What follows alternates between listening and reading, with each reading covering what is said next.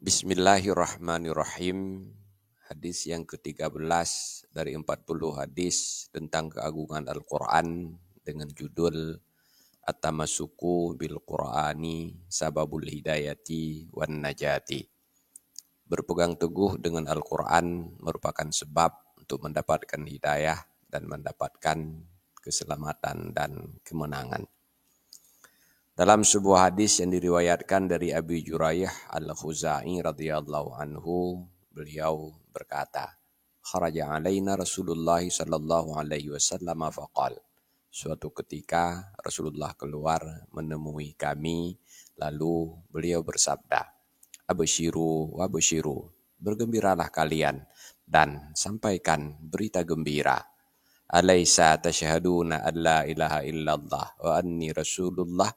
Bukankah kalian telah bersaksi bahwa tiada Tuhan selain Allah dan kalian telah bersaksi bahwa aku adalah Rasulullah? Qalu na'am. Para sahabat menjawab, benar ya Rasulullah.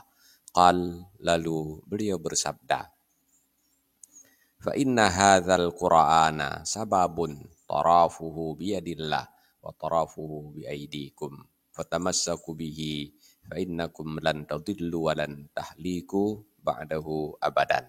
Sesungguhnya Al-Quran ini merupakan sebuah tali yang satu ujungnya berada di dalam yad Allah dan ujung yang lain berada di dalam tangan-tangan kalian. Fatamassaku bihi, maka berpegang teguhlah kalian dengannya Al-Quran.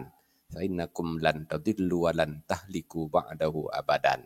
Karena sesungguhnya kalian tidak akan mendapatkan kesesatan dan kalian tidak akan binasa setelahnya untuk selama-lamanya. Wallahu a'lam bishawab. Walhamdulillahi rabbil alamin.